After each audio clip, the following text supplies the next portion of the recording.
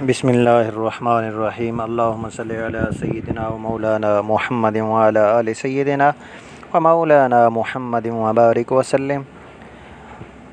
ناظرین کرام، آج آپ کے سامنے پہلے کی طرح بہت ہی پیارا وظیفہ لے کر حاضر ہوا ہوں۔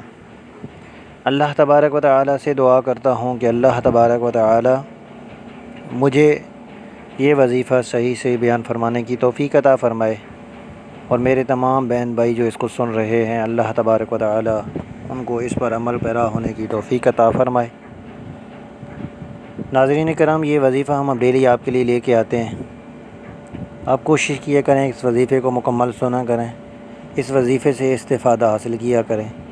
اللہ تبارک و تعالی کے جو قرآن مجید کے اندر، قرآن مجید کا جو کلام ہے، اللہ تبارک و تعالی کی طرف سے اتارا گیا ہم پر ایک انعام ہے، اور ہمیں اس سے فائدہ اٹھانا چاہیے۔ اور یہ وظیفے بھی کوشش کی جاتی ہے کہ قرآن مجید کی کسی آیت، کسی صورت کے سلسلے میں آپ تک پہنچایا جائے۔ قرآن مجید کو صحیح پڑھا کریں، اور کوشش کیا کریں کہ وظیفے کو بھی صحیح پڑھا کریں۔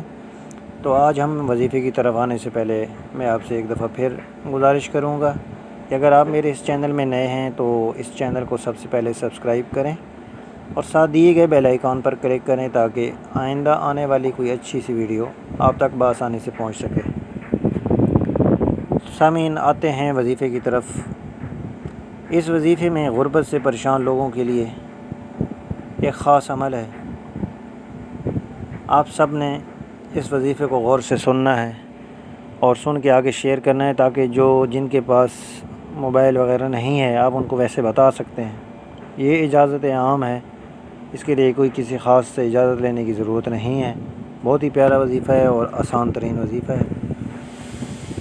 کرنا یہ ہے کہ بدھ کے دن ظہر کی نماز سے لے کے عصر کی نماز تک، بدھ والے دن یعنی ہر بدھ کو ظہر کی نماز سے لے کے عصر کی نماز تک جو درمیانی وقت ہے، اس وقت کے اندر آپ جو بھی دعا کریں گے تو وہ آپ کی دعا اللہ تبارک و تعالیٰ قبول کرے گا۔ ہر بدھ کو آپ نے یہ معمول بنا لینا ہے کہ ظہر کی نماز سے لے کے عصر کی نماز تک درمیانی حصے کے اندر آپ نے یہ وظیفہ کرنا ہے۔ انشاءاللہ آپ کی دعا قبول ہوگی، اور بہت ہی بابرکت وقت ہوتا ہے صرف اور صرف بدھ والے دن۔ بدھ کا یہ وظیفہ بھی کیجئے، انشاءاللہ اس عمل کی برکت سے اللہ تبارک و تعالی آپ کے کاروبار میں، رزق میں، گھر میں، اولاد میں، مال میں برکتوں کا نزول فرمائیں گے۔ آخری پارہ کی سورۃ قریش، لإیلاف قریش، چھوٹی سی سورت ہے۔ آپ اس کوشش کریں ترجمہ کے ساتھ پہلے ایک دفعہ پڑھ لیں تاکہ آپ کو پتہ ہو کہ اس کے اندر کیا بیان فرمایا جا رہا ہے۔ آپ نے سورہ قریش بدھ والے دن عصر کی نماز کے فوراً بعد، ظہر اور عصر کے درمیان آپ نے دعا مانگنی ہے۔ جو بھی آپ کی دعائیں ہوں گی وہ دعا مانگیں بیٹھ کے، اور یہ وظیفہ کرنا ہے آپ نے عصر کی نماز کے بعد۔ سب سے پہلے اول 3 دفعہ درود شریف پڑھ کر، اس کے بعد یہ سورۃ قریش ہر دفعہ بسم اللہ کے ساتھ ٹوٹل 7 دفعہ پڑھنی ہے۔ یعنی ایک دفعہ پڑھنی ہے تو 7 بسم اللہ الرحمن الرحیم آگے سورۃ قریش پڑھنی ہے، ایک دفعہ ہو گئی۔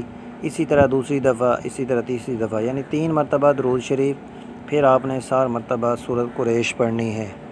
اس کے بعد 3 مرتبہ پھر آپ نے درود شریف پڑھنا ہے۔ تو انشاءاللہ العزیز اس عمل کی برکت سے اللہ تبارک و تعالی آپ کے اس رزق میں بہت زیادہ اضافہ فرمائیں گے۔ تمام قسم کی مصیبتیں، پریشانیوں سے چھٹکارا ہوگا، اور اللہ تبارک و تعالی کی ذات آپ کی تمام نیک جائز مرادیں، خواہشات پوری فرمائیں گے۔ اس صورت کو ٹھیک سمجھنے کے لیے ضروری ہے کہ اس کا تاریخی پس منظر کو نگاہ میں رکھا جائے۔ اس لیے میں نے سب سے پہلے آپ سے گزارش کی تھی کہ آپ اس سورہ شریف قریش کی کوشش کریں، ترجمہ پڑھ لیں تاکہ آپ کو اس کا پس منظر سمجھ آ سکے۔ تو سامعین، یہ آج کا ہمارا وظیفہ تھا۔ اگلے آنے والے وظیفے کے لیے ہمیں اجازت دیجیے۔ انشاءاللہ ایک نئے وظیفے کے ساتھ آپ کی خدمت میں حاضر ہوں گے۔